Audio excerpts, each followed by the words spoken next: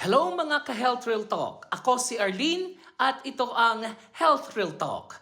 Masahe ba ang sagot? Ang sakit ng katawan, stress sa trabaho at pagod sa pag-iisip, parang ang sarap magpamasahe, di ba? Pero teka, bago ka humiga sa banig o sa massage bed, alamin muna ang tama at ligtas na paraan ng masahe. Bakit nakakatulong ang masahe? Dahil pinaparelax nito ang muscles, pinabababa ang stress hormones, pinapabuti ang blood circulation, nakakatulong sa tulog at mental health, pang-relief ng mild body aches. Pero hindi para sa lahat ang masahe.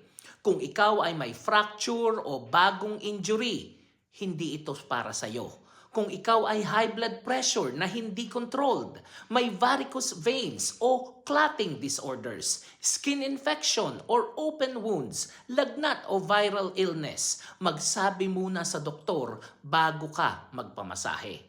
At ang health tips sa pagpamamasahe, dapat certified o trained ang therapist. Pumunta sa malinis at lisensyadong klinik. Ipaalam kung may nararamdaman kang sakit. Huwag i-push kung masakit na talaga.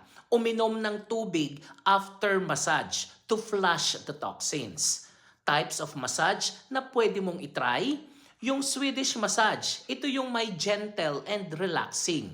Yung deep tissue massage naman ay mas mabigat para sa mga chronic pain. May shiatsu, ito yung Japanese style with pressure points. Reflexology, nakafocus lang ito sa paa but affects the full body. Hot stone massage, relaxing ito with heated stones. Meron ding prenatal massage for pregnant women with caution.